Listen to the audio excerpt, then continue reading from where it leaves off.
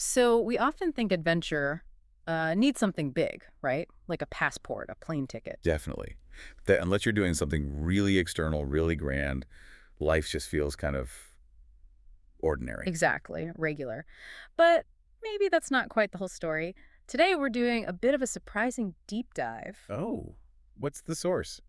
It's actually a children's book, Benny Bunny's Big Backyard. Okay, interesting choice. Right. But it holds some pretty profound ideas, I think, about perspective, about finding excitement, where you really don't expect it. Sounds good. So the mission is what? To unpack those ideas. Yeah, exactly. Let's see how Benny's little backyard trip can maybe help you reframe your own daily life a bit. Okay, I'm intrigued. And it's funny, Benny's starting point feels immediately relatable. How so? Well, he's comfy, right? In his cozy burrow, it says carrot roof, dandelion curtains. Oh, Sounds nice. so pretty idyllic, yeah. But he's bored. He wants adventure, excitement, treasure. That's the quote. Ah, yes, the call of the wild, even from a burrow. Right. And his mama suggests, why not explore the backyard? And Benny's reaction is just, nah, dismissive. Been there. The backyard. Seriously, what's exciting there? Exactly.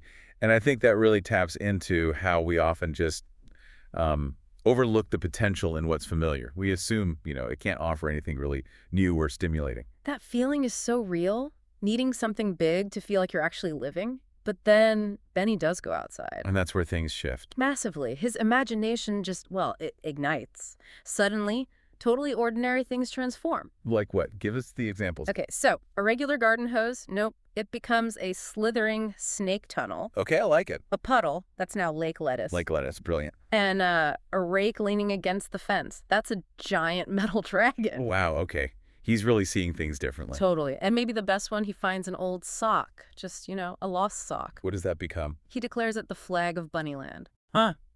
That's fantastic. It really shows how you can just decide something is significant. Find treasure in the mundane. Exactly. And this highlights that key idea, right? How perception changes everything. Mm-hmm. The backyard didn't physically change. It was the same old backyard. But Benny's interaction with it changed. His mindset. Yeah, by actively using his imagination, he literally created his own adventure out of, well, pretty standard stuff. It makes you think maybe the limits we feel are often more internal, less about the actual place. And I think that's a huge part of it. Our mindset often puts up more walls than the environment itself. And then the story adds another layer. It's not just about imaginative play. Right, because he starts meeting other creatures. Yeah, there's Millie the Mouse, Harvey the Hedgehog, Betty the Bluebird. Hey, the gang's all here. And this is where that idea of treasure starts to morph, It's not gold doubloons he's after anymore. So what happens? Well, he uses the things he's found, the treasures, from his imaginative play, like carrots, twigs, even that sock, to actually help these new friends. Ah, okay, so the adventure becomes about connection. Precisely. He sets up a little veggie stand for Millie. He helps Harvey get unstuck from a watering can.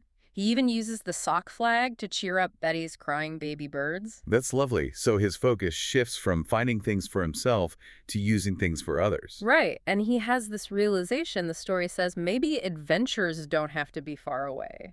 That's the core insight, isn't it? That profound experiences aren't necessarily tied to geography. And the pride he feels, it comes from helping, from making those connections, not from finding a mythical treasure chest. Yeah, the satisfaction shifts from personal gain to contributing, connecting. It's a deeper kind of reward.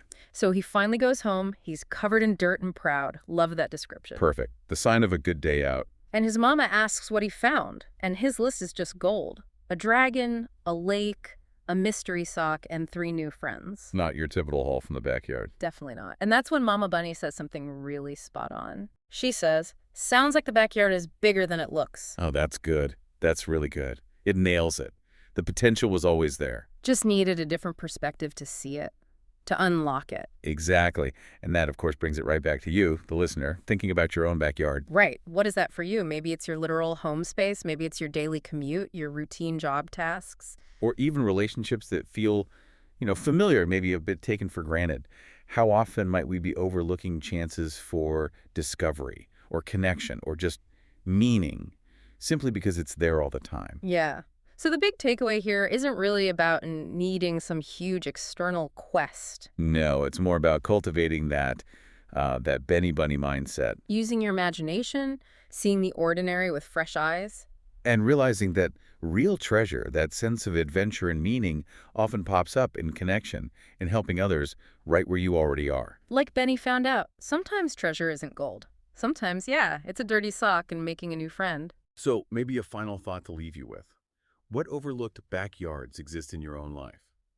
Where might untapped adventure and meaning be hiding, just waiting for you to look a little closer, perhaps with a bit more imagination?